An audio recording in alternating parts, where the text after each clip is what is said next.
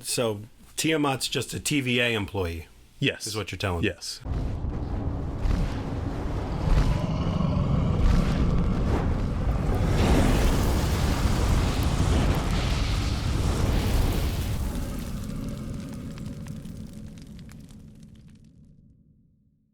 Hello and welcome to Every Edition, the Tabletop RPG talk show. I'm Jesse. And I'm John.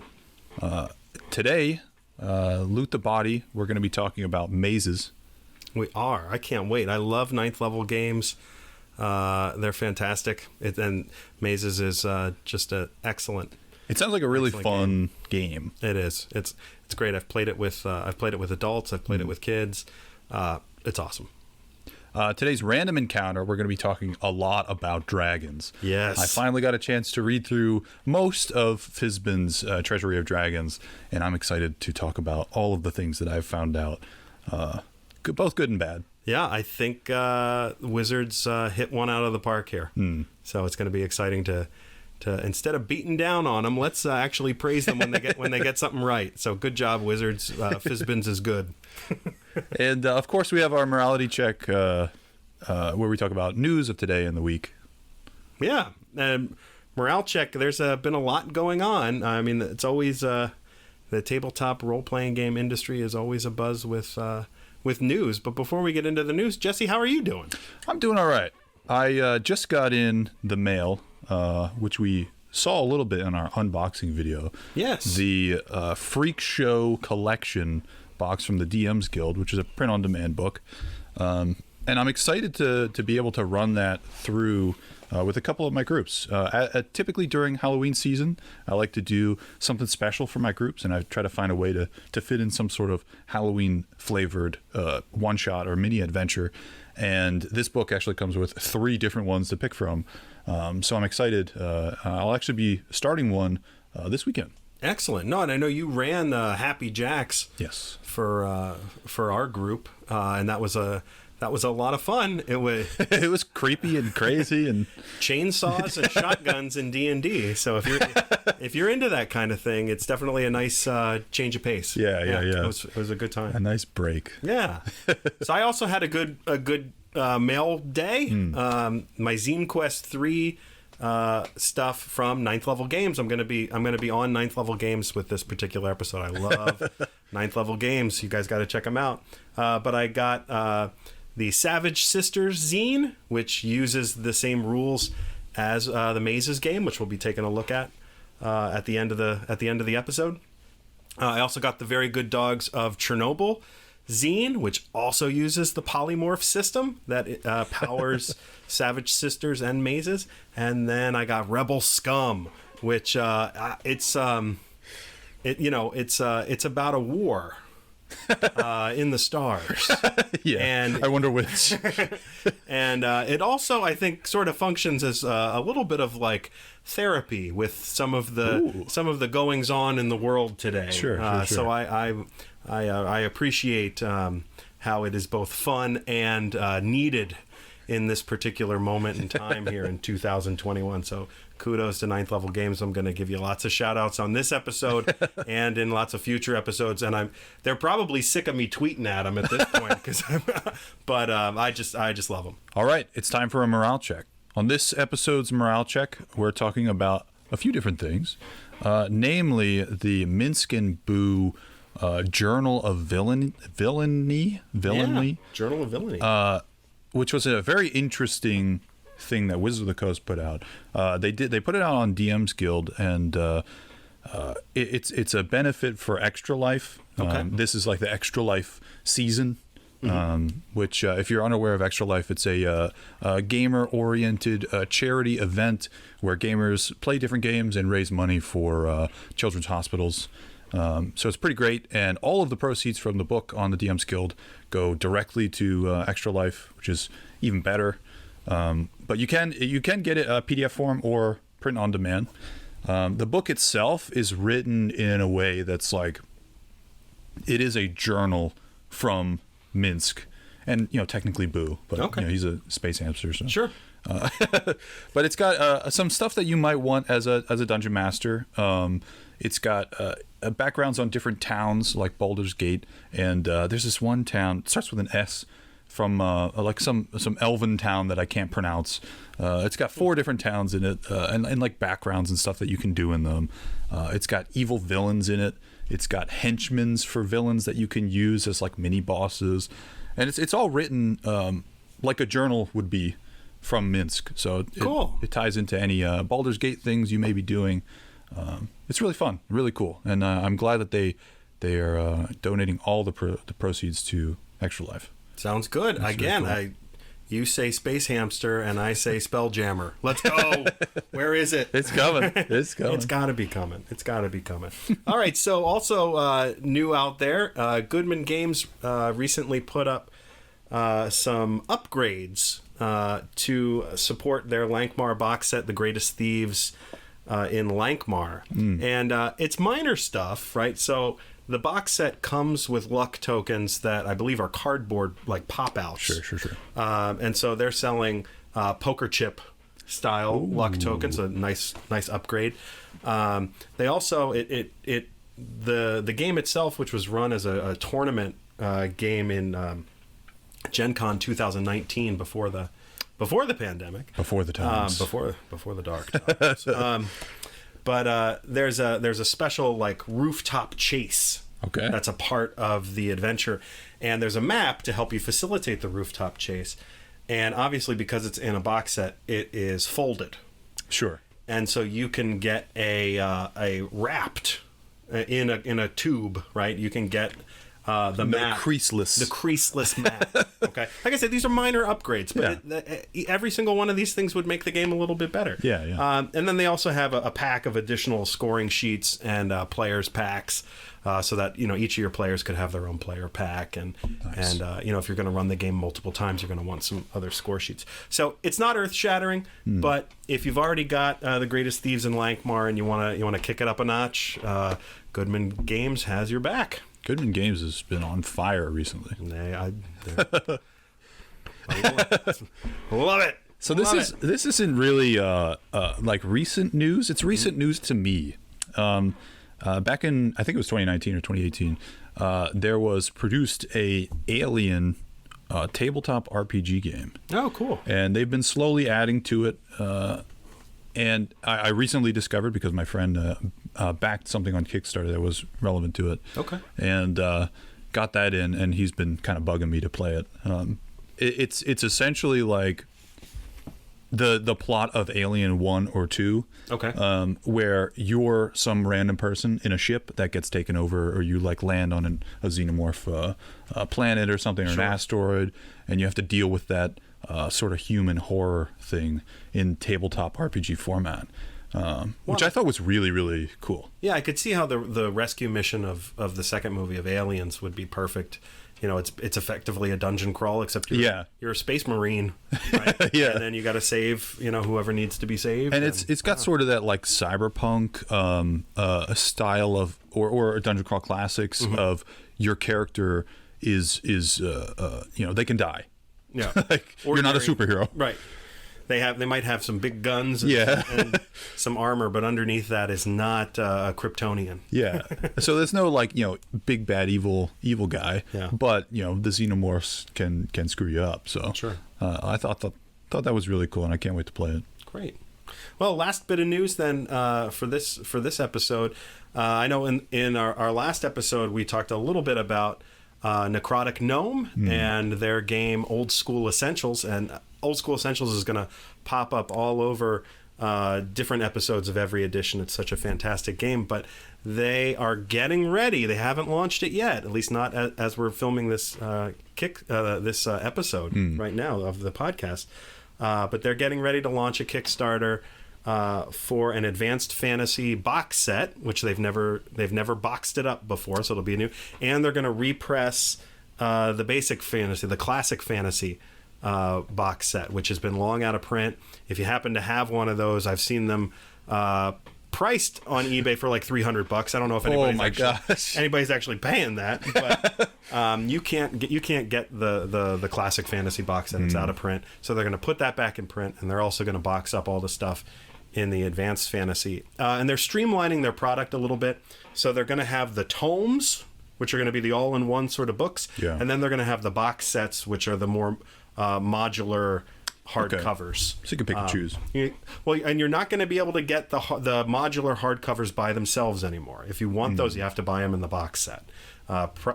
Prior to now, you could buy the individual books. Sure. But now, if you want that modular feel, you got to buy the whole box. But you gotta if you want old school essential stuff, it's kind of hard to get. So I would definitely recommend to keep an eye on the Kickstarter and jump on it. It's good that it's coming back in print. Yeah, excellent. More availability. So we want to hear what your thoughts are on the DM's Guild and print-on-demand products. The Journal of Villainy Minskin Boo book is a print-on-demand book, or you could get it in PDF form. Same with the Freak Show collection. I had actually one of the modules in PDF form, and then I decided to buy the print-on-demand thing. But we want to know if you've done this, or if you think that this is sort of just paid DLC. Do you need the physical book? Do you prefer PDFs? Let us know in the comments, and you can always email us at everyeditionrpg@gmail.com, or you can go to our website, everyeditionrpg.com, where you have links to all of our socials, and you can message us there and tell us what you think. Yeah, let us know if you'd be interested in a DM's Guild focused episode, because I definitely have some DM's Guild print products on it. Jesse, I know you do too, and we could take a look at the quality. One of the things is it does vary. You know, the scans, some of them are great and some of them are miss. And so you don't always know. So I definitely look to YouTube and other places to see if anybody else has done a video about a print-on-demand product from DM's Guild before I purchase. So maybe we should do one. Yeah, I think so. And sometimes there's a question there of, do I want to pay $6 for the PDF, or do I want to pay $30 or $40 for a hardcover? Right. When I've never seen it in person and there's no pictures of it. Yeah. So we'd love to hear from you. Get back to us, everyeditionrpg@gmail.com. All right, everybody, it's time for a random encounter. Random encounters are our main topic for this episode. So, Jesse, what are we talking about? We're talking about dragons. All right. Fizban's Treasury of Dragons came out last week, and I have done nothing but read this book. There is so much to unpack. Things dedicated to players, things dedicated to DMs. There's dragon monsters, stat blocks. There's lairs. There's lair magic. There's dragon-themed magical items. There's player character options. There's a lot of stuff to unpack. Yes. So in preparation for this book, I actually needed to learn a lot more about dragons. Okay. So this is actually like a focus on the dragons from Dragonlance. So Fizban is a character from Dragonlance that they're now bringing into the fold of 5th edition. So this is the first 5th edition Dragonlance stuff. Cool. There's actually a Dragonlance magic item in this. Oh, the Dragonlance. It's the Dragonlance. Yeah. No, I noticed that right away. I was like, they got the Dragonlances here. Great. So the main thing, the thing that I was most excited for in terms of player creation stuff was the gem dragons. Yes. And the gem dragonborn. So I wanted to learn a little bit more about the dragonborn going into this and how they came to be, because they're actually fairly recent in the D&D storyline. There is in fact a timeline that's happening in 5th edition. Sometimes it doesn't feel like that, but about 100 years ago, Dragonborn were introduced to the main timeline. And that would be 4th edition. Correct. I'm pretty sure, right? I'm pretty sure. 4th edition was the first time we saw the Dragonborn. So there was Aber Toril was the precursor Forgotten Realms planet. And it was a warring place between the elementals and the dragons. Sorry, not the dragons, the gods. Okay. And they decided to separate. They both took a separate planet in a different plane, and essentially, they stopped their war. It's sort of like a weird concept that so they split the planet in two almost. There's Aber, which is a full planet in the same spot as Toril, in a different dimension. So both planets exist in the same space in different dimensions, but one's like the gods rule it that we know, and one's the elementals rule. Okay. They're just different planes and stuff. It's a little bit weird of a concept, but the Dragonborn actually weren't native to Toril, the planet that we all play on. Right. So they come from the elemental plane of Ebir, or however you say it, and they're actually like a sort of slave race. They're bred to be slaves and workers and things like that. They're sort of, impoverished, things like that. They have their own culture and things like that, but they're not high up there. And that planet is dominated by dragons. Dragons have run rampant. They've become the major player, and there's no gods because all the gods took Toril and they went away. So there's no gods, which we'll get into with the Dragonborn. So this weird magic thing happened where on Toril, on our Faerun area, the Forgotten Realms. The Forgotten Realms, yeah. The world of the Forgotten Realms. The god of magic died, and that was a big event that happened. And because of that, magic got screwed up, and there was actually like a small like seam or crack between the two worlds that took that occupy the same space, and one city of Dragonborn were taken from Ebir and brought into Toril. Okay. Before that seam was like closed, and it's basically impossible to get back there. So with it came the Dragonborn, which happened 100 years ago, 4th edition era.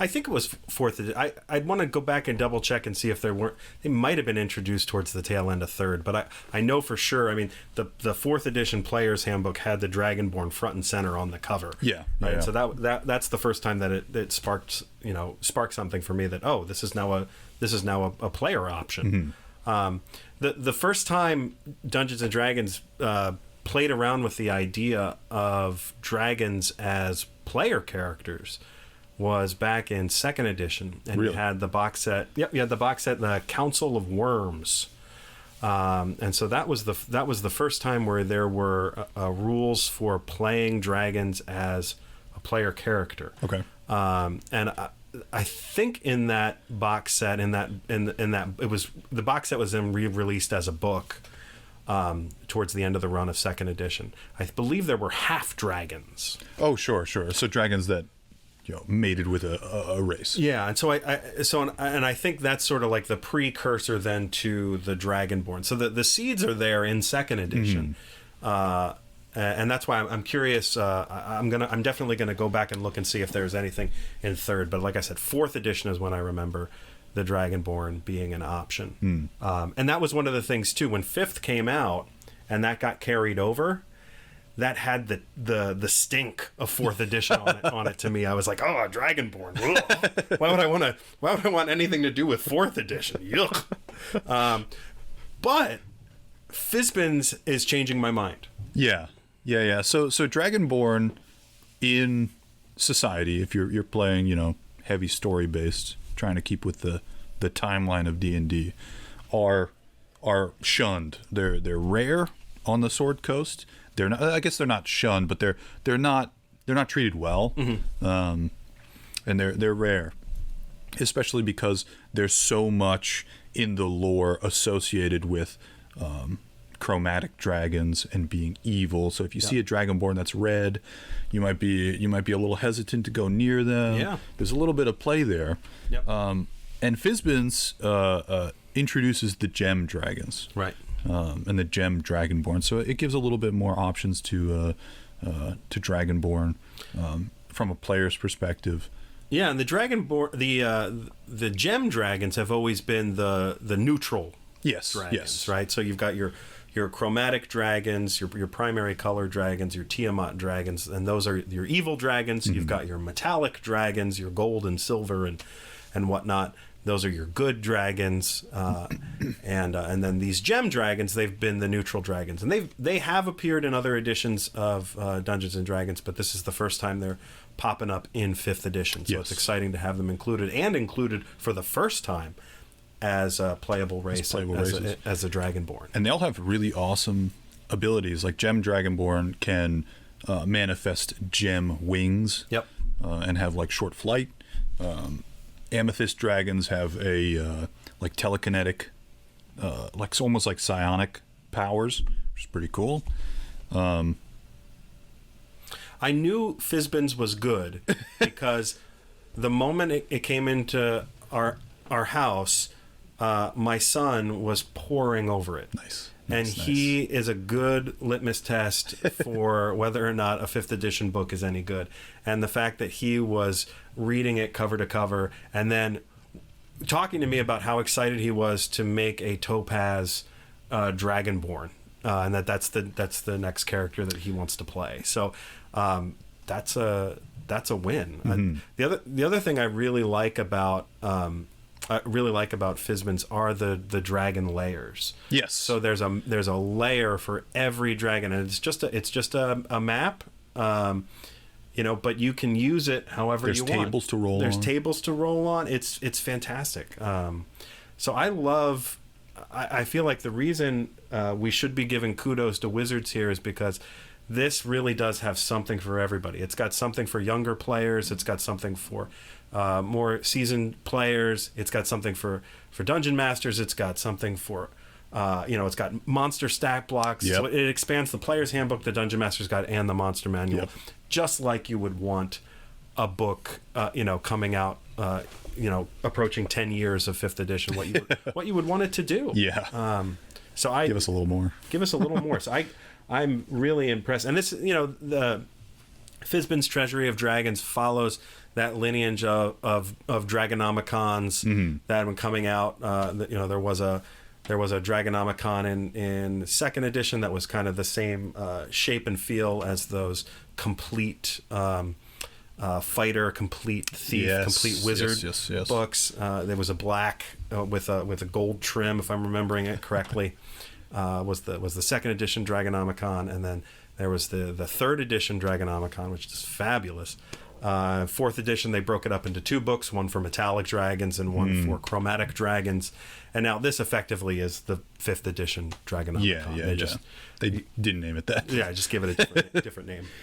I think the biggest thing, besides the player character stuff, I guess the biggest lore thing to come out of this book is that they've sort of retconned things a bit in the way that dragons work. Really? In Toril and the Forgotten Realms.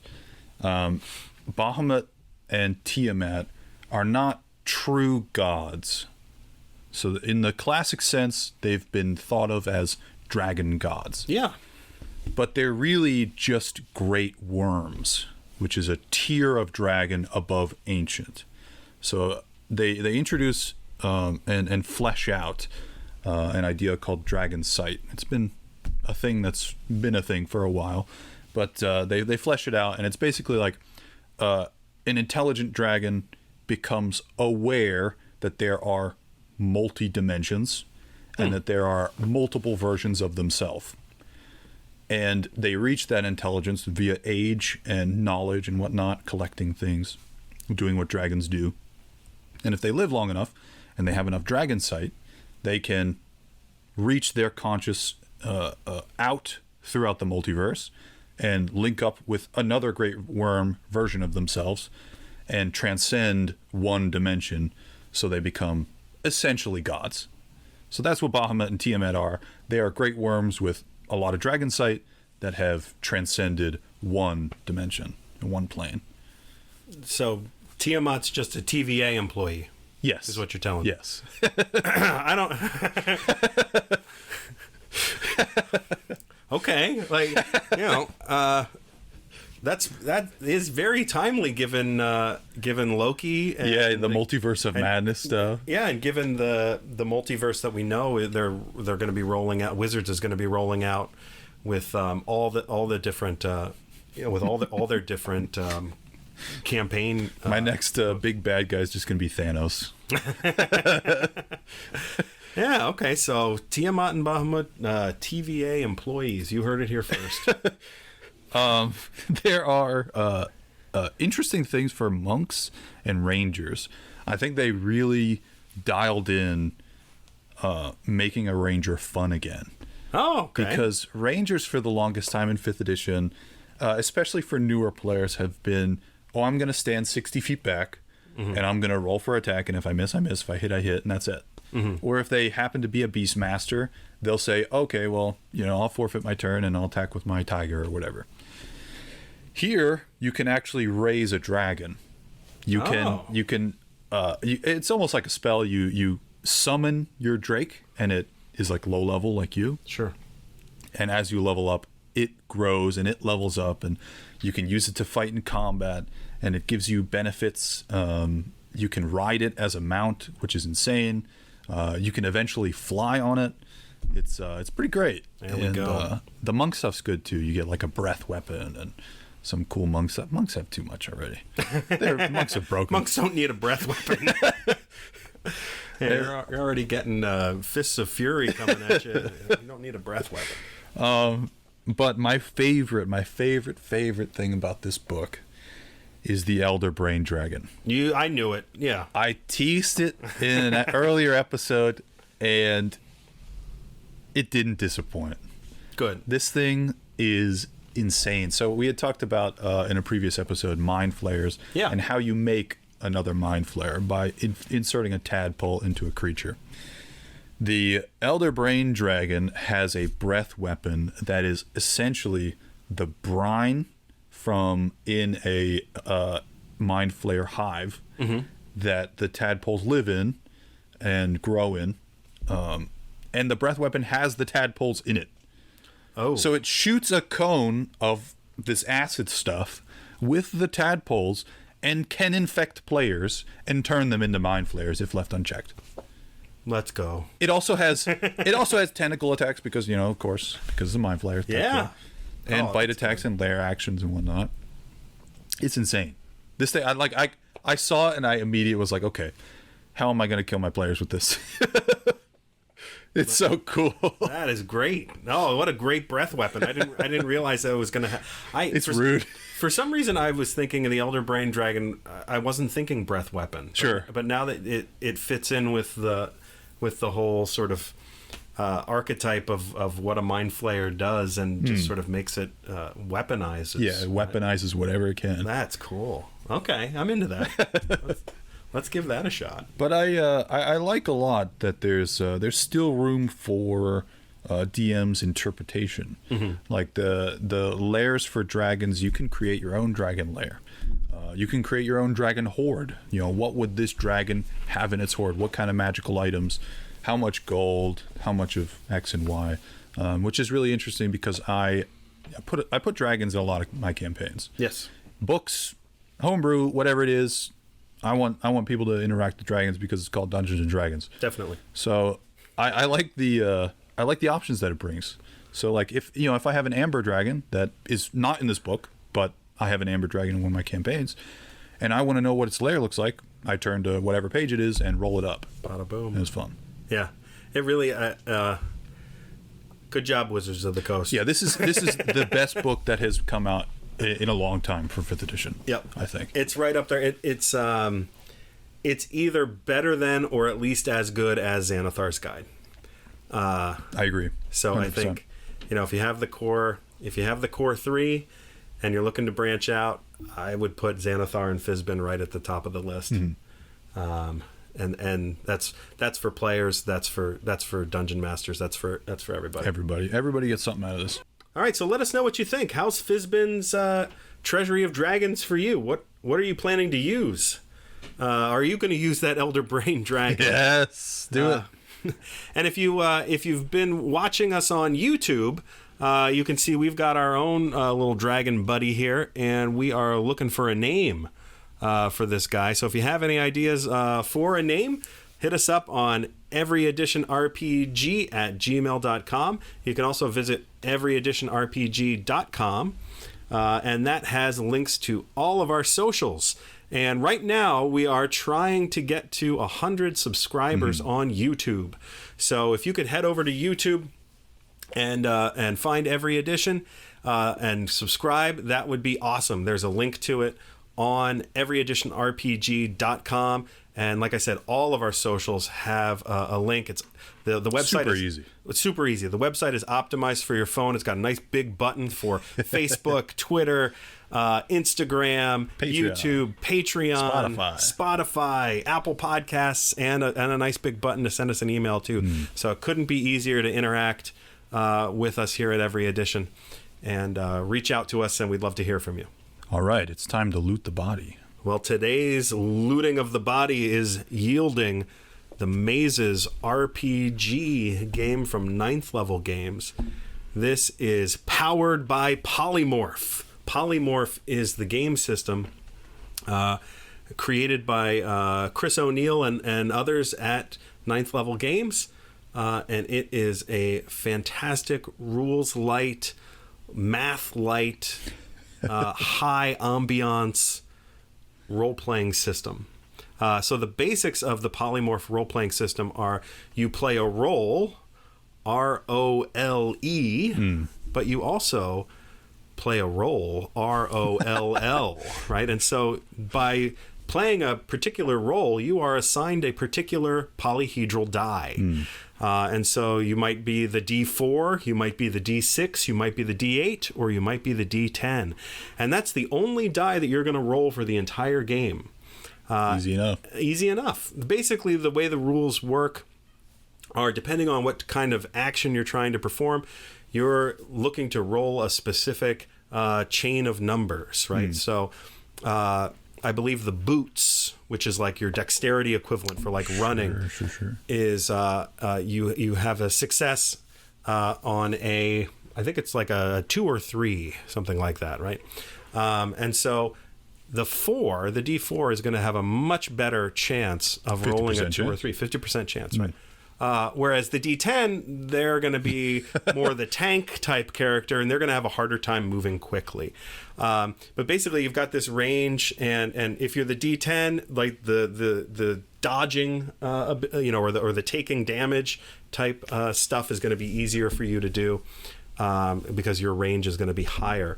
And so it's really great because there isn't a whole lot of math. It really is just rolling your one die and checking to see if you succeed. What I've found with Mazes, one of the things that I love about it is that because it doesn't require a lot of math, it is a game where you can turn the lights down, where you can have some mood lighting, right? Have some spooky candles and stuff like that. Some music going on.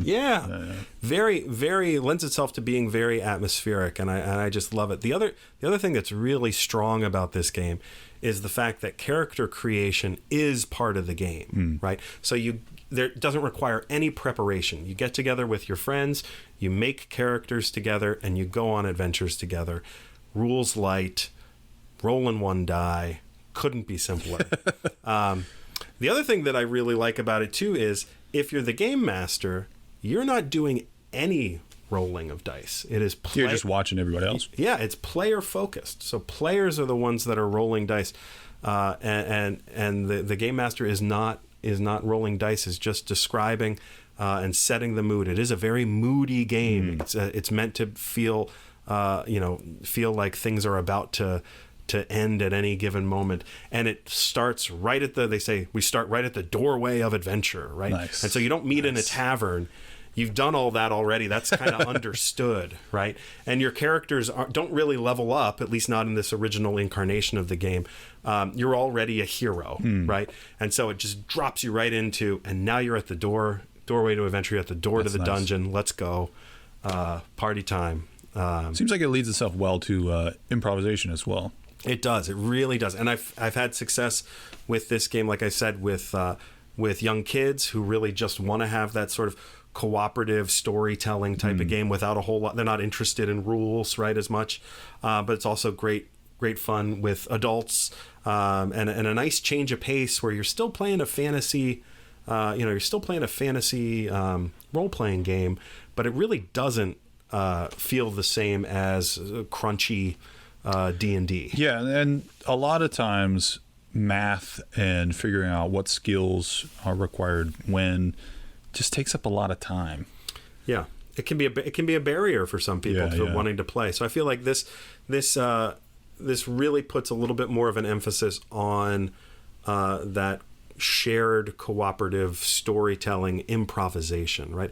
It's not going to be the other thing I like about it's not like a big epic story that you got to prepare for. There's no prep basically, or very little prep needed for this game. If you're running one of their adventures, you really just kind of have to read through it once, and it really is, you're setting mood. Your job as the GM is just setting mood and making sure everybody plays correctly. And the adventures are small, right? It's going to be like 5 or 6 rooms. Are these individual adventures? No. So this particular set here is the core set, which was done in a zine style to be reminiscent of OD&D, right, from 1974. And so it's broken up into a treasure book and a monster book. Nice. and that kind of stuff. They did recently have a Kickstarter where they're collecting everything into a hardcover. I can't wait to get my hands on that. That's going to be fantastic. And I think they tweaked the rules a little bit. So we'll have to compare some of the changes between this zine edition and what's really going to be kind of like the first edition, the core first edition, core book. But it's out of sight. Like I can't recommend Mazes enough. I think it's that polymorph system is unique and fun, super unique. Intuitive. I mean, you just get it right away. Yeah, like I knew right away when you were telling me about it. The D4 is the wizard. Yeah, like, exactly. Easy. Yeah. And your D10 is your tank, and your 6 is like your thief, and your and your D8 is like your fighter type. So your martial character. So it's great. I can't recommend it enough. Can't wait to get the hardcover, and I do think it's exciting too that the polymorph system is fueling some other games. So they've got a game called The Excellence, which is a like a Princess of Power type role-playing game where everybody rolls up their own princess, and my daughter is super excited about that, and so am I. It's gonna be great. Play She-Ra. We're definitely or just any any princess, right? But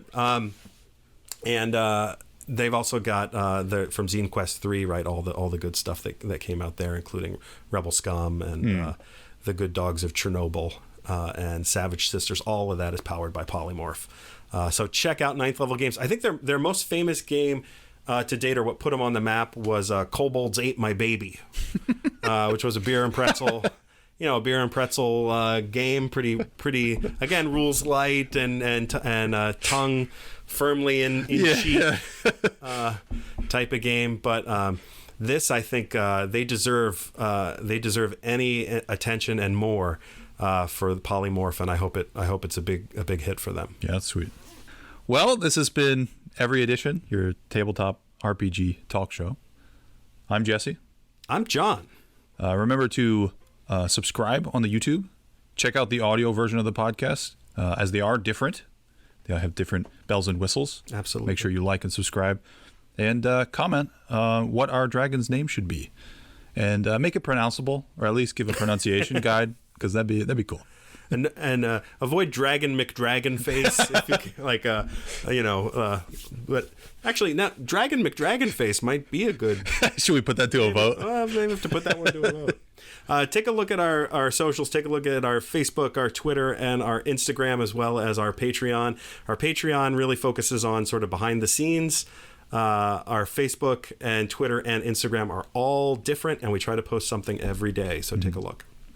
And appreciate you watching and listening. And until next time, have a go. Thanks a lot, everybody.